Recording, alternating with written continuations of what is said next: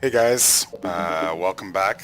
Thanks for stopping in. I wanted to spend a little bit of time talking about tribe management, particularly the settings that you start with in your tribe or tribe governance.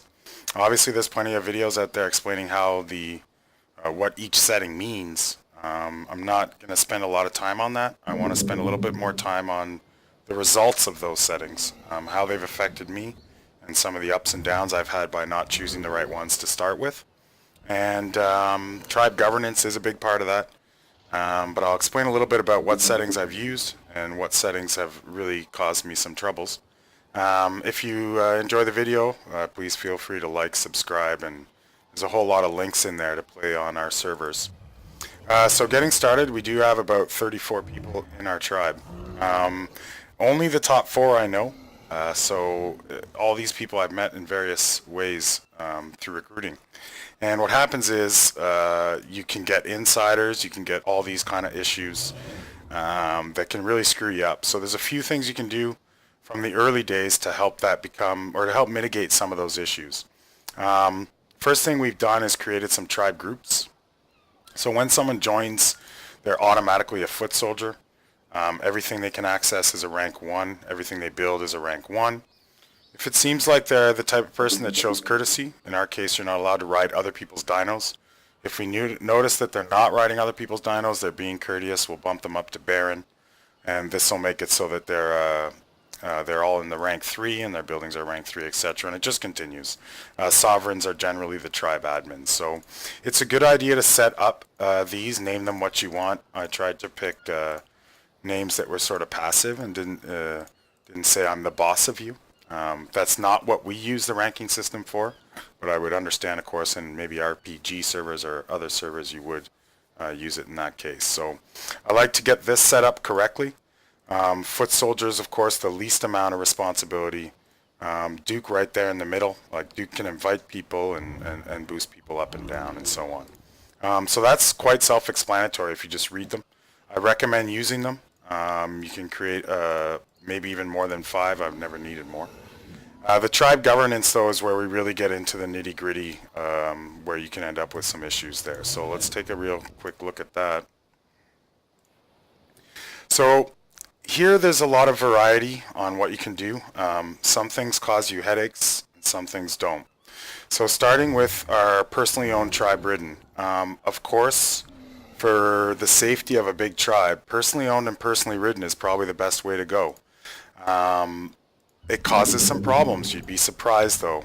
I could take because only the person who tamed the dino can ride it. For one, kind of reducing the team aspect. You couldn't borrow someone else's bird to go get yours.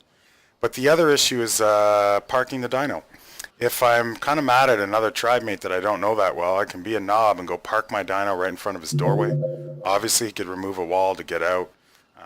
But, you know, you could park all your dinos around his dino as well and jam that in pretty good.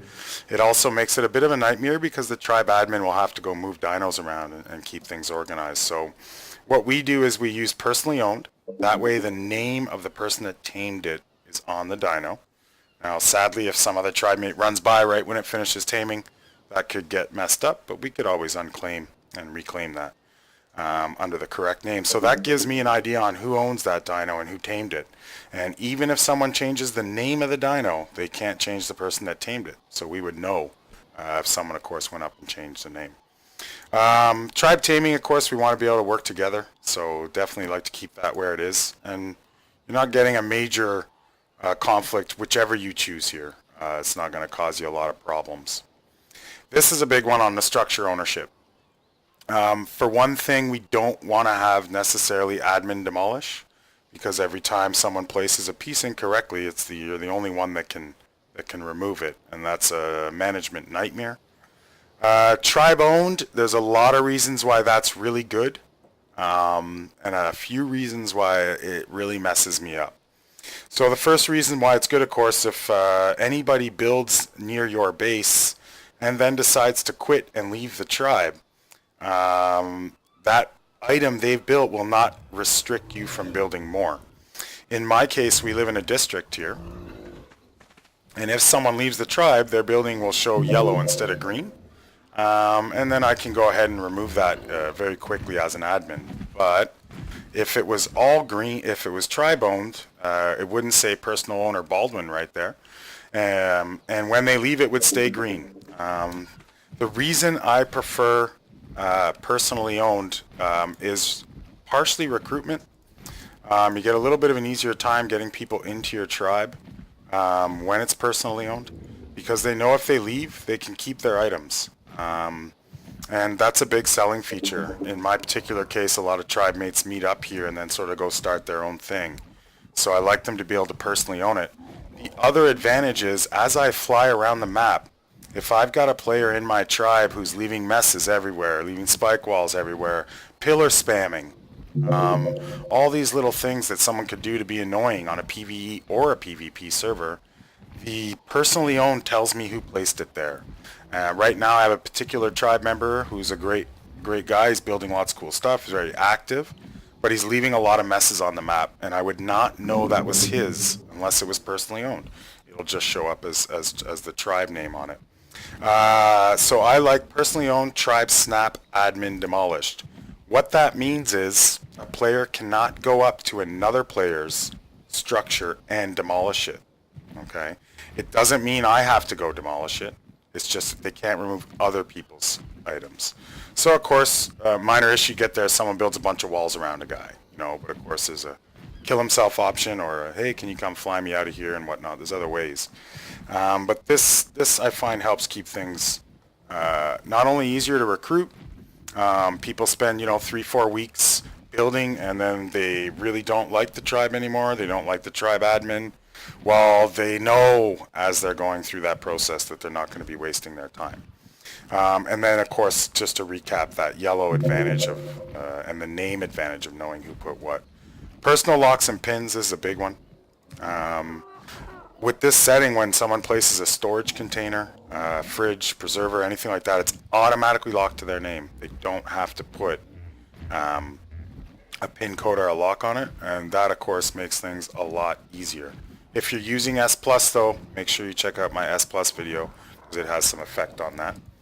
So you got your personal locks and pins. The option otherwise is tribe locks and pins, but that makes anyone in the tribe able to access the box. That's very convenient when you're playing with just a couple buddies you know really well, but it's not so good when you don't know people. I can't have people walking into my base taking stuff from me.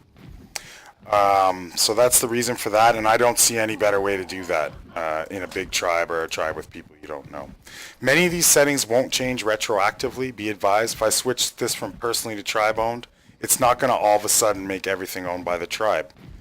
So these are the kind of settings you want to set right off the start. Only admins can unclaim. This is key for me. I can't, like I was explaining a little earlier, I can't have, this guy Wolfie, who's been here since the early days and has tons of dinos tamed, and then Mr. Newjack, who just signed up this morning, goes ahead and unclaims all those and gives them to his buddy in another tribe, or just to be a troll, right? We all know about trolls. So if someone wants to unclaim a dino, they need to get a tribe admin. In our case, there's 3 of us, so there's usually someone around to do that for them. And the only time this becomes an issue is when they're leaving the tribe, more or less, or giving a dino to someone else. Something like giving a dino to someone else can wait till there's an admin available. No one's going to quit over that. And we do get people that leave our tribe to make their own. And I have them go meet me in a safe place, outside the base walls in case someone accidentally goes on aggressive. I unclaim the dinos after they're in their new tribe, and they reclaim them. No problem. Generally, I'll get them to put all their items. We use S Plus, so they can take the house down, put it inside a dino, and away they go to start their own base. So that's really important, I think, to make sure that people aren't just getting rid of the dinos. So this is the exact governance I use for this tribe, which I know isn't a mega tribe. It's not huge, but the fact is 30 players that are in this tribe I do not know at all. So this is a great way to make sure that at least there's a limit on the damage they can do. I don't think after 2 years and almost always having a tribe of at least 30 people that I've found a better setup as far as the governance goes. There might be the odd little change you can make here, but I really can't imagine doing this much differently than it is now. And the main reasons have been explained through each piece there. So if there's anything else or you have some questions, feel free to put that in the comments. Like I said, I've been doing this a really long time now, and I've unfortunately most of my lessons were the hard way, and that can cause people to get upset. It can be bad press for you on Steam, and so on and so forth. So if you're a little bit more prepared, you have a little bit more knowledge, hopefully you can avoid those problems in the future. Outside of that, I can't think of much else to say. It's a good idea to have that ranking system going. Some of the things don't work correctly in it. And that's a bit of a drag. And just on one other note, and this is a bit of a bummer as well, if someone is a rank 3 inside the tribe and they place a building, as soon as I switch them to rank 3, that building will automatically, any piece they place will automatically be a rank 3. Sadly, the dinos only